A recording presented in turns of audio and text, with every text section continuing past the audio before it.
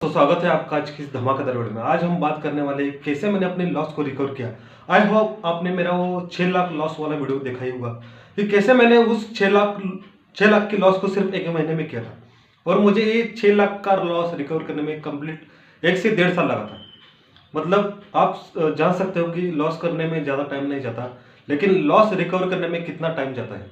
उस लॉस को कैसे मैंने रिकवर किया, कैसे मेरी मेंटेलिटी थी, और 6 लाख रुपए का लॉस करते वक्त कैसी मेरी मेंटालिटी थी, मैंने आपको कैसे प्रिपेयर किया, मैंने अपने आप के रूल्स कैसे बनाए, मैंने अपने आप की मेरी साइकोलॉजी कैसी थी, मैंने अपने रूल्स को कैसे फॉलो किया, ये सब मैं आप इस वीडियो के माध्यम से आपको बताना चाहता हूँ। तो चलिए शुरू करते हैं। दोस्तों मैं पहले आपको एक शॉर्टकट बताता हूँ कि कैसे मैंने 6 लाख का लॉस किया था सिर्फ एक महीने में। आप समझ सकते हो 6 लाख का लॉस सिर्फ एक महीने में। ये ऐसा मैंने क्यों किया, इस बारे में आपको तो सब मालूम है, लेकिन आपको मैं एक शॉर्टकट से फिर से बताता हूँ।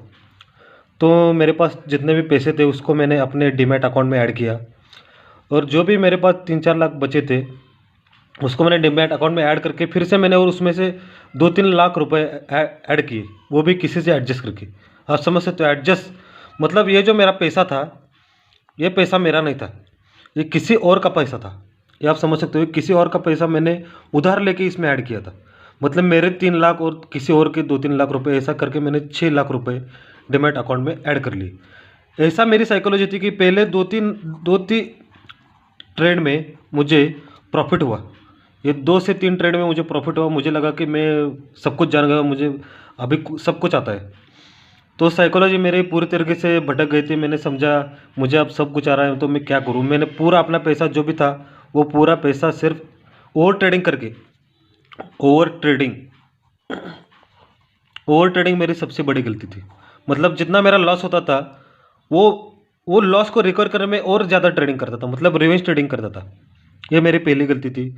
और दूसरी, मेरा जो भी रिस्क रिवॉर्ड रेशो था, जो भी रिस्क रिवॉर्ड रेशो वो मेरा अच्छा नहीं था। मैं कभी 1:2 लेता था, कभी 1:3 लेता था, और कभी 1:1 भी लेता था। मतलब जो कुछ जितना भी प्रॉफिट मिले मुझे चाहिए था वो, ऐसा नहीं कि मेरा एक फिक्स टारगेट था। मतलब दूसरी गलती क्या, आपका एक फिक्स टारगेट होना चाहिए दिन का।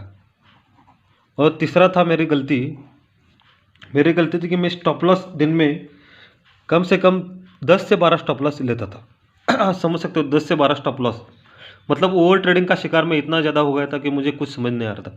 इसलिए मैंने ओवर ट्रेडिंग कर करके मेरा 6 लाख रुपए का लॉस कैसे कर दिया मुझे भी पता नहीं चला। आपको डिटेल अगर जानना हो तो मेरे उस वाले वीडियो में आप देख सकते हो। तो दोस्तों आज हम जानेंगे कि कैसे मैंने उस 6 लाख के लॉस को रिकवर किया। अभी हम इस टॉपिक के बारे में बात करेंगे, 6 लाख का लॉस कैसे मैंने रिकवर किया। तो चलिए शुरू करते हैं पहले अपने टॉपिक को, मेन टॉपिक को, कि 6 लाख का लॉस कैसे मैंने रिकवर किया। आप देख सकते हो कि कैसे मैंने अपना 6 लाख का लॉस रिकवर किया। तो इसमें मैंने क्या किया, पहले मैंने अपनी गलतियों को ढूंढा। मैंने अपनी गलतियों को नोट डाउन किया, मेरे मिस्टेक्स क्या क्या थे। इसलिए मैंने अपने एक बुक में, अपने जर्नल में मेरे उस मिस्टेक को नोट डाउन किया। मैंने मिस्टेक क्या क्या थे, एक तो थी ओवर ट्रेडिंग, दूसरी थी रिवर्स ट्रेडिंग, मतलब ओवर ट्रेडिंग को रिवर्स ट्रेडिंग कहते हैं। तीसरी थी एसएल, मेरा फिक्स टारगेट नहीं था। और आरपीटी मतलब रिस्क पर ट्रेड कितना है, वो मेरा फिक्स नहीं था टारगेट। मैं कितना अपने कैपिटल का 3% लेता था, कभी 5% लेता था, कभी 8% लेता था।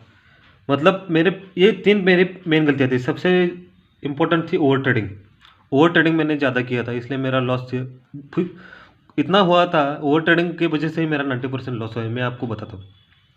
तो मैंने अपनी ये पूरी गलतियाँ नोट डाउन किया, और मैंने क्या किया, बाद में इस गलती को सुधारने की कोशिश की। मेरे पास जो भी फंड था, बाद में जो मैंने फंड अरेंज किया, मैंने एक बात समझ ली, मैंने किसी को पास से लोन नहीं लिया। मैंने फिर से जो मेरा गैप था, एक 6 महीने का गैप, 1 साल का गैप, उसमें मैं फिर से कुछ फंड जमा किया। काम करके, मैं जॉब करता था, जॉब करके वो मैंने फंड अरेंज किया। अरेंज करने के बाद मैंने डायरेक्ट जितना भी मेरा लगभग 2 लाख का कुछ फंड था, 2 लाख का फंड मैंने डीमैट में डाल दिया। मैं क्या करता था, मैंने जर्नलिंग करना चालू किया। सबसे इम्पोर्टेंट जर्नलिंग।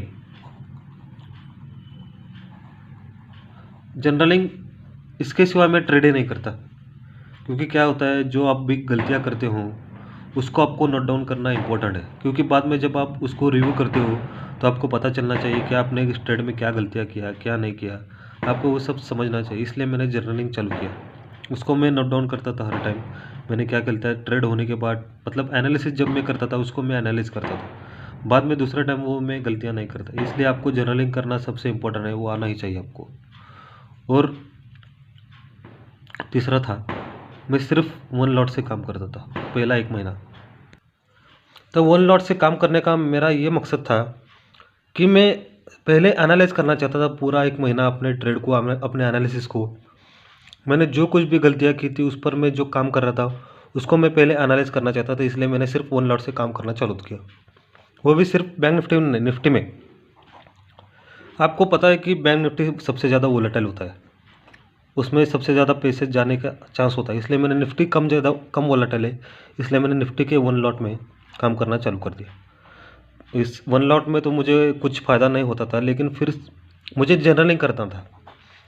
जो कुछ भी मैं गलतियाँ करता था, जो कुछ भी एनालिस करता था, वो मेरा एनालिसिस कैसा जा रहा है, कैसा नहीं, मैं कौन सी स्ट्रैटेजी का यूज़ कर रहा हूँ, वो कैसे जा रही है, काम कर रही है नहीं, उसको मुझे पहले एनालाइज करना था। इसलिए मैंने सिर्फ वन लॉट में काम करना चालू कर दिया। जब मुझे 1 महीने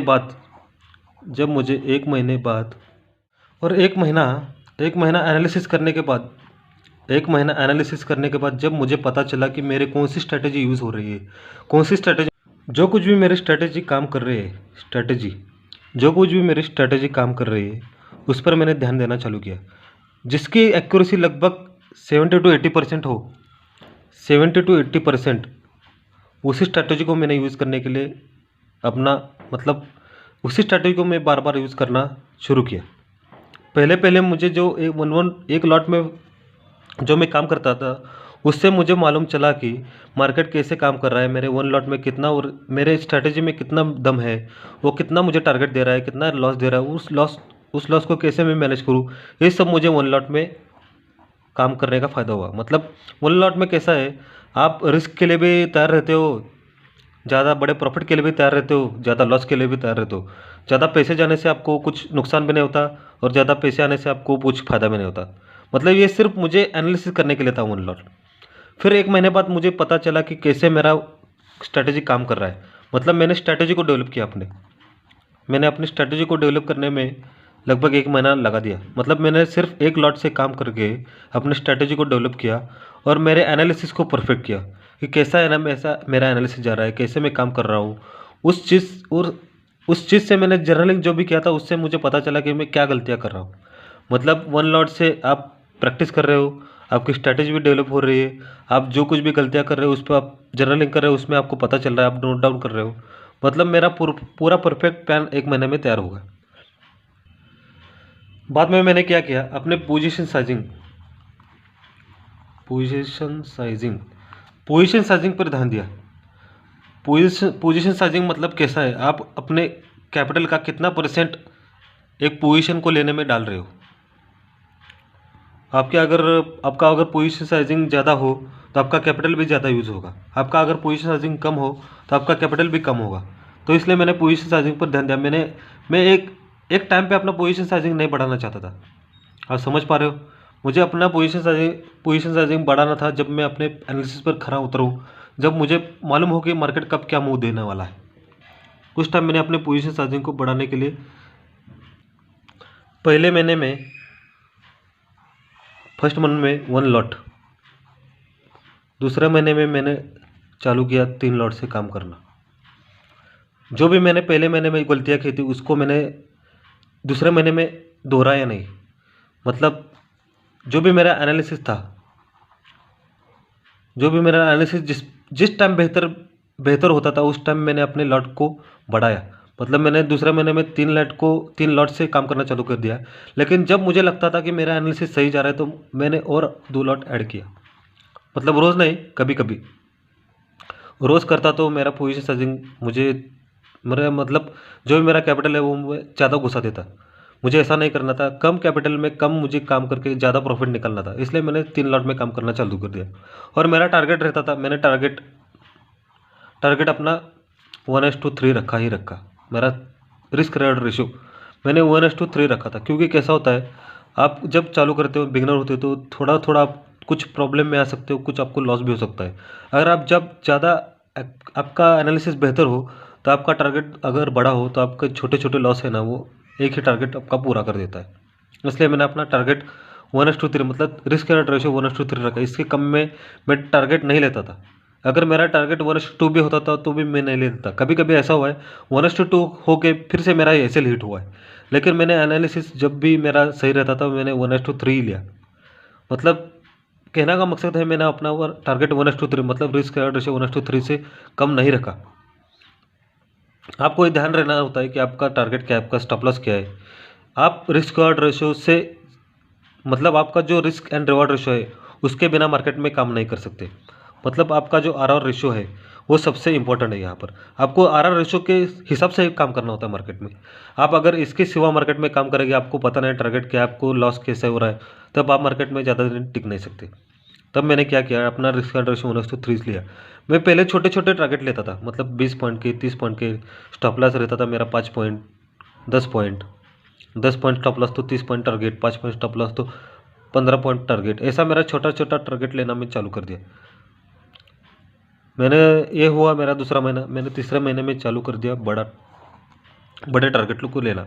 मतलब स्टॉप लॉस भी बड़ा, टारगेट भी बड़ा। स्टॉप लॉस मतलब लगभग 30 पॉइंट का स्टॉप लॉस, और लगभग 1:3 मतलब लगभग 90 पॉइंट का टारगेट। ये बैंक निफ्टी में बोल रहा हूँ मैं। निफ्टी में काम करना मैंने छोड़ दिया, क्योंकि मुझे सिर्फ एनालिसिस करने में निफ्टी में काम करना था। जब मुझे पता चला कि मैं कैसे काम कर रहा हूँ, क्या काम कर रहा हूँ, मुझे अपने ऊपर पूरा भरोसा होगा, तब मैंने बैंक निफ्टी में काम करना चालू कर दिया। बैंक निफ्टी में कब? दूसरा महीने से। जब मुझे फ़ायदा होता था लगभग 15,000 के ऊपर, तो मैं 2 दिन गैप लेता था, 2 डेज़ गैप। क्योंकि गैप लेना बहुत इंपॉर्टेंट है। गैप लेकर आप अपने को फ्रेश महसूस करते हो।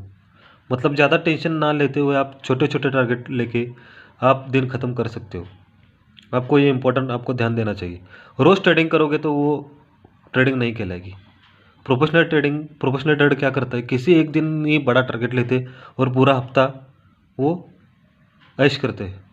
मैंने भी वही सोचा, जब कभी मुझे 15,000 का फ़ायदा होगा तो मैं 2 दिन गैप लूँगा।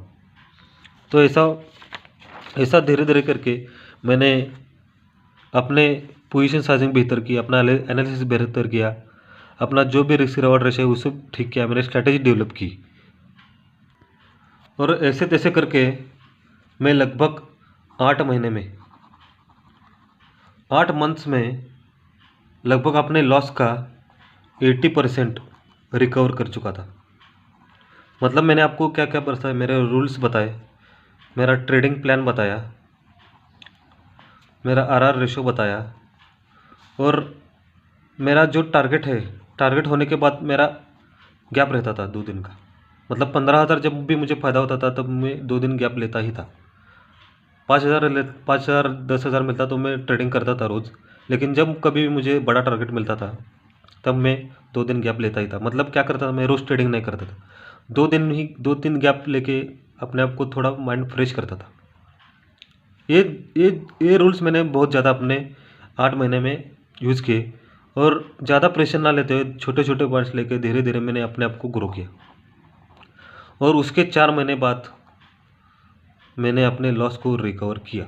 रिकवर करके लगभग 50,000 प्रॉफिट में भी आ गए।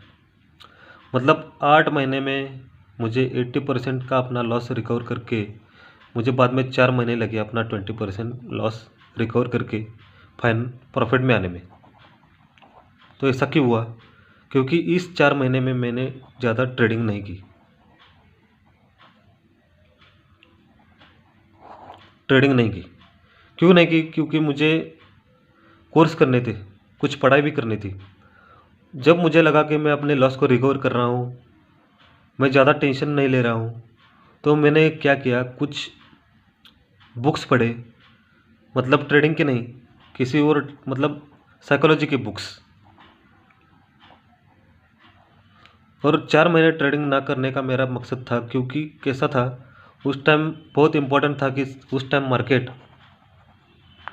मार्केट बहुत ही वोलाटाइल था। मतलब उतना वोलाटाइल था कि मार्केट में जो कोई भी आता ना, उनका लॉस ही होता था। मेरा 80% जब फ़ायदा हुआ, उसमें से 10% मैंने फिर से अगले लगभग 15 दिन में उड़ाए थे। उस टाइम मुझे पता चला कि मार्केट अभी काम करने लायक नहीं है। उस टाइम न्यूज़ भी बहुत, क्या न्यूज़ थे मुझे अभी परफेक्ट मालूम नहीं, उस टाइम न्यूज़ भी बहुत गलत आ रहे थे। इसलिए मैंने अपने ट्रेडिंग को थोड़ा स्लो करते हुए थोड़ा कुछ अपने ऊपर इन्वेस्टिंग करना चालू किया, खुद के ऊपर इन्वेस्टिंग करना चालू किया। मैंने कुछ बुक्स पढ़े, कुछ कोर्सेज ज्वाइन किए। कोर्स, आप बोलोगे कि अपना, आप इतना कुछ बोल रहे हो, आप कैसे कोर्स कर सकते हो? कोर्सेज मतलब ट्रेडिंग के कोर्सेज नहीं, स्किल के कोर्सेज, स्किल के courses, communication skill, writing skill, इन सब के कोर्सेज मैंने किए। अपने आप को मैंने ट्रेडिंग बन के अपने आप को थोड़ा टाइम दिया और मैंने ये सब कोर्सेज किए। और जब भी मुझे ट्रेडिंग करने का मौका मिलता, अच्छा मार्केट की पोजीशन होती थी, तब मैंने ट्रेडिंग करके वो भी अपना पूरा लॉस रिकवर कर लिया। तो इस तरीके से मैंने अपने लॉस को रिकवर कर लिया।